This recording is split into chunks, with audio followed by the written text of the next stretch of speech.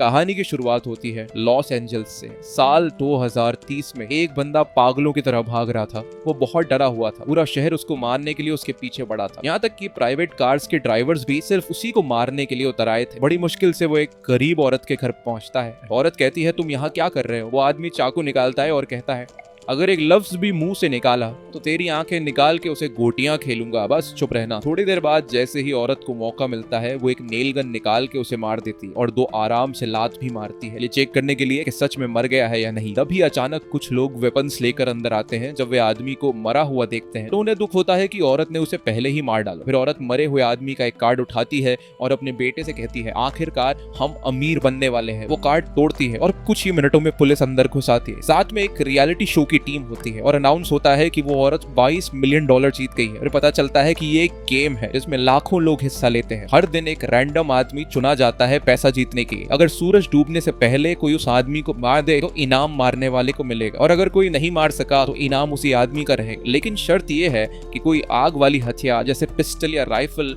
Use नहीं कर सकता। उसी दिन हमें एक लड़की दिखाई देती है जिसका नाम है कैटी। एक नाकाम एक्ट्रेस किस्मत आजमाने लॉस एंजलिस आई है ऑडिशंस के लिए। उसके साथ बैठी औरत कहती है, तुम बड़ी मासूम लगती हो, अपना ख्याल रखना बेटा, यहाँ लोग चोर है। कैटी कहती है, शुक्रिया नसीहत का, आप बहुत अच्छी लेडी है। औरत उसका हाथ पकड़ती है और कहती है, ऐसा मत कहो, तुम मेरी बेटी जैसी हो, चलो अब मैं यहाँ उतरती हूँ, गुड बाय। थोड़ी देर बाद कैटी जब अपनी कलाई देखती है वह शौक हो जाती है कि उस औरत ने उसकी घड़ी चोरी करी। कहती है वो औरत चोर है। वो अपने ऑनलाइन बुक किए हुए कमरे में पहुंचती है। कमरे को देखकर वो परेशान हो जाती है क्योंकि जो कमरा मोबाइल पर उसने देखा था वह तो बिल्कुल अलग निकला। कमरे की मालकिन कहती है, हम अलग अलग फोटोज का इस्तेमाल करते हैं ताकि ग्राहक को फंसा सके। जैसे ही कैटी बेड पर बैठती है तो बेड नीचे गिर जाता है, लेकिन वो मजबूर थी क्योंकि इस कमरे का किराया सस्ता था। उसके बाद एला का मंगेतर आता है और एला से कहता है, देखा कल का इवेंट, कल लॉटरी का इनाम होगा $600 मिलियन। ये सुनकर कैटी हैरान हो जाती है कि ये कैसा मुकाबला है। उसके बाद वो कहती है, मेरा दिमाग मत खाओ, कमरे की चाबी दो, मुझे सोना है। वो लोग चाबी देते हैं और कैटी जाके सो जाती है। अगले दिन सुबह कैटी उठती है तो चेहरे पे पानी टपक रहा होता है। जब वह छत की तरफ देखती है तो पता चलता है कि ऊपर वाले पड़ोसी का वॉशरूम है और जिन कपड़ों में ऑडिशन देना था वो भी खराब हो गए। वो एला को कॉल करती है, ये क्या बकवास है, उठती हूँ तो लोग मेरे ऊपर पेशाब कर रहे होते हैं, कपड़े भी खराब हो गए। एला कहती है, परेशान मत हो, मेरे कपड़े पहन लो, कमरे की अलमारी में रखे हैं। कैटी सच में वही करती है और ऑडिशन के लिए निकल जाती है। अब सिर्फ आधा घंटा रह गया है ऑडिशन के लिए। जैसे ही वो ऑडिशन वाली जगह में एंटर होती है वो देखती है कि वहाँ और भी लड़कियां ऑडिशन देने आई है।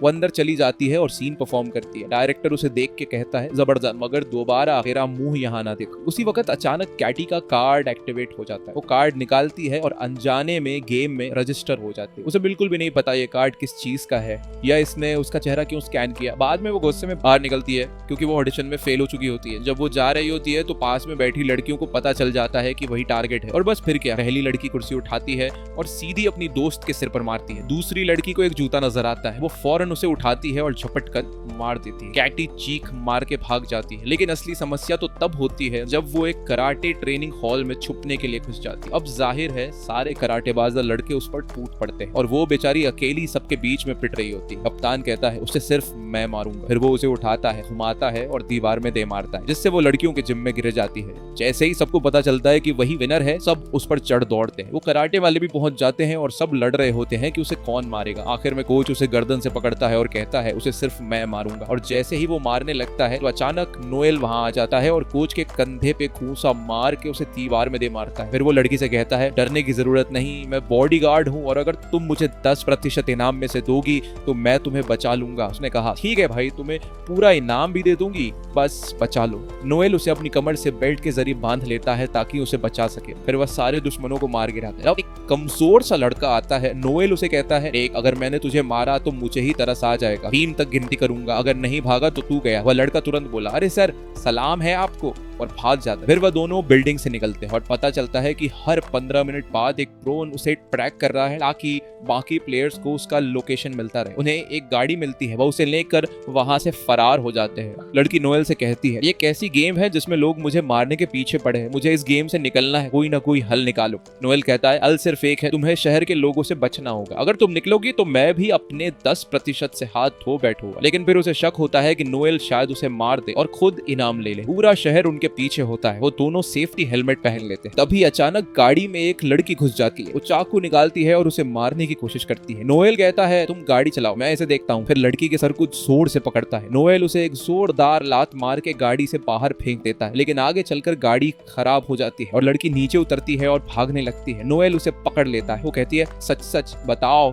तुम मुझे मार के इनाम लेना चाहते हो ना? नोएल कहता है बिल्कुल नहीं, मैं तो तुम्हें बचाना चाहता हूँ। तब पुलिस वहां आ जाती है तो लड़की फौरन नोएल से कहती है पकड़े जाने से पहले कुछ कहना है। फिर वो पुलिस के पास जाती है शिकायत करने, मगर तब उसे अंदाजा होता है कि पुलिस भी असल में उसे मारने आई है। नोएल फौरन आके उसे बचाता है और वो पुलिस को चकमा दे के भाग जाती है। वो एक मैगजीन से अपना चेहरा छुपाती है। फिर जैसे ही वो कार्ड देखती है पता चलता है कि ड्रोन ने उसकी लोकेशन शेयर कर दी है और जितने भी लोग आसपास होते हैं समझ जाते हैं कि खिलाड़ी यही है। सब अपनी गन्स निकालते हैं और उसकी तलाश शुरू हो जाती है। वो एक वैक्स म्यूजियम में जाकर छुप जाती है और खुशकिस्मती से कोई उसे वहां नहीं देख पाता। थोड़ी देर बाद एला उसे कॉल करती है और पूछती है वो कहाँ है। वो कहती है मुझे पता है, कपड़े पहुंचाने में देर हो गई, मजबूर थी। एला कहती है कोई बात नहीं प्यारी, बस अपना लोकेशन तो बता दो। वो कहती है मैं अभी म्यूजियम में हूँ, बस किसी को बताना मत। और अभी 1 मिनट भी नहीं गुजरा होता कि एला और डेजी आ जाते हैं। एला उसे मारने की कोशिश करती है। लड़की खुद को बचाने के लिए एक डंडे से वार करती है। वो दोनों से जान छुड़ाती है और फिर उन दोनों के पीछे म्यूजियम का दरवाजा बंद कर देती है। लोगों ने उसे देख लिया। वो फौरन बस से उतरते हैं ताकि उसे मार सके, लेकिन नोएल वहां पहुंच जाता है और उसे वहां से ले जाता है। कैटी कहती है मुझसे नाराज मत होना, मैं समझी तुम मुझे मार दोगे। नोएल कहता है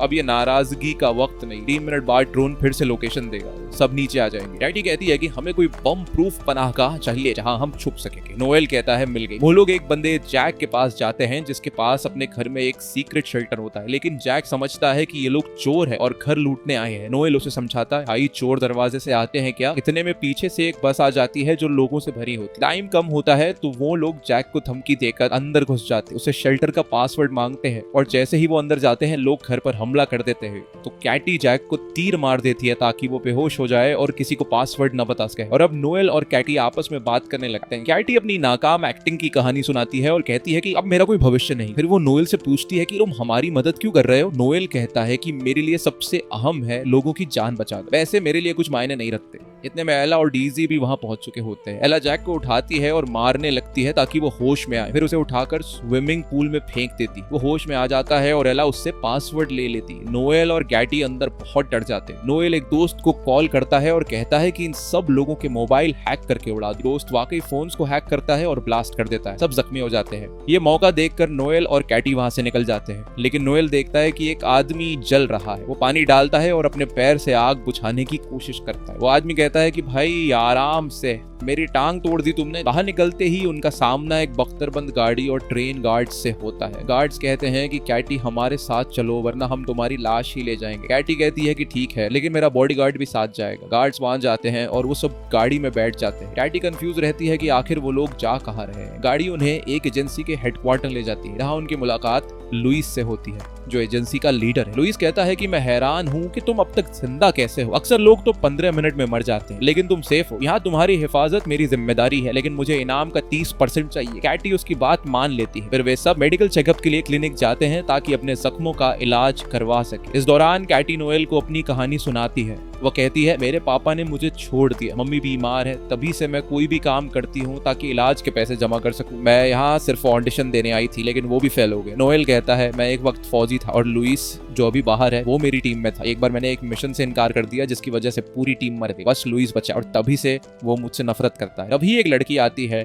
और कैटी से कहती है लुइस तुम्हें सूरज डूबने तक एक सुरक्षित जगह पर ले जाएगा ताकि तुम जीत सको, बस अपना चेहरा इस डिवाइस पर रख दो। ये डिवाइस इसलिए था ताकि एक खास मास्क बनाया जा सके जिससे कोई भी उसे पहचान न सके। और वाकई में मास्क बन गया, एक बूढ़े आदमी का मास्क। लेकिन नोएल को कुछ अजीब सा महसूस हो रहा था। उसने कहा मुझे लग रहा है लुइस तुम्हें अकेले में मारने का प्लान बना रहा है ताकि वो अकेला इनाम ले सके। लेकिन कैटी को उसकी बात पर यकीन नहीं आया। उसी वक्त लुइस अंदर आता है और दोनों को गैराज में ले जाता है। वहां लुइस कहता है कि कैटी एक गाड़ी में बैठे और नोएल दूसरी में। यही कैटी समझ जाती है कि लुइस उसे धोखा देगा। वो उसे नीचे किक मारती। अचानक लोग अंदर घुस आते हैं ताकि उसे उसे मार दे, लेकिन खुशकिस्मती से कोई उसे पहचान नहीं पाता। तो केटी लुइस की एक गाड़ी लेती है और निकल जाती है, मगर लुइस नोएल को पकड़ लेता है और उसे इतना मारता है कि उसकी हड्डी तोड़ देता है। जब केटी भाग जाती है, लुइस उसे कॉल करता है और ब्लैकमेल करता है कि वो नोएल को मार देगा। केटी कहती है अब तुम क्या चाहते हो? वो कहता है फौरन आ जाओ शहर के बीच वाले थिएटर में। और उस वक्त सूरज डूबने में सिर्फ 16 मिनट बाकी थे, लेकिन केटी ने फैसला किया कि वो नोएल को बचाएगी, क्योंकि वो कई बार उसे बचा चुका था। उसने अपने साथ पिस्तौल भी ली। वहां पहुंचती है तो देखती है कि नोएल जंजीरों में बंधा हुआ। केटी कहती है अगर तुमने उसे न छोड़ा तो मैं खुद को मार लूंगी और तुम इनाम से हाथ धो बैठोगे। वह कहता है आसान है, मैं तुम्हारी अंगुलियों के निशान मिटा दूंगा और अपने लगा दूंगा। केटी कहती है जबरदस्त आइडिया, मगर मैं लाइव हूँ और सारी दुनिया देख रही है। वह कहता है अच्छा ठीक है, रिलैक्स हो जाओ और पिस्टल दो। केटी कहती है ठीक है, मगर पहले नोएल को छोड़ो और जाने दो। और जैसे ही वह खुद को मारने लगी, वह कहता है रुक जाओ, मैं उसे छोड़ रहा हूँ, ये लो चाबी। और फिर कहता है अब आराम से मुझे पिस्टल दो। केटी कहती है मुझे यकीन था कि तुम्हारे दिल में रहम है, ये लो पिस्टल। मगर अचानक उसे एक जोरदार किक मार देती है, लेकिन लोग अंदर घुस आते हैं और नोएल को बचाने से पहले कीटी को घेर लेते हैं। नोएल खुद को आजाद कर लेता है और लोइस से लड़ने लगता है ताकि वह कीटी को मार न सके। अब सूरज डूबने में सिर्फ 4 मिनट बाकी रह गए थे। इसी वक्त एक और ग्रुप अंदर आ जाता है और कीटी खुद को बड़ी मुश्किल में पाती है। वह थिएटर से भागती है ताकि कहीं सुरक्षित हो सके, लेकिन लोग पीछे पड़ जाते हैं। नोएल लोइस को जोरदार मुक्का मारता है, फिर वह थिएटर का सेट तोड़ता है ताकि कोई कीटी के पीछे ना आ सके, मगर लोइस के आदमी मानव सीढ़ी बनाकर उसके पीछे आ जाते हैं। लोइस इस तक पहुंच जाता है और उसका गला दबा लेता है, कहता है तुम्हारी मौत मेरे हाथों होगी। मगर कीटी फिसल जाती है और एक लोहे की रॉड से लटक जाती है और कीटी ने लोइस की जेब में मौजूद ग्रेनेड की पिन अपनी चाबी से निकाल ली। वह नीचे गिरती है और ग्रेनेड फट जाता है। लोइस मर जाता है और मुकाबले का समय खत्म हो जाता है। जब वह हवा में लटकी होती है, लोग उसे बचा लेते हैं क्योंकि वह इनाम जीत चुकी होती है। इसके बाद जोनी आता है और उसे इनाम देता है। खुश नसीब लड़की ने इतिहास की सबसे बड़ी रकम जीत ली, $3,600,000,000। दिन गुजरते हैं और वह बड़ी बड़ी कंपनियां खोलती है, बच्चों के लिए पनाहगाहें बनाती है, गरीबों की मदद करती है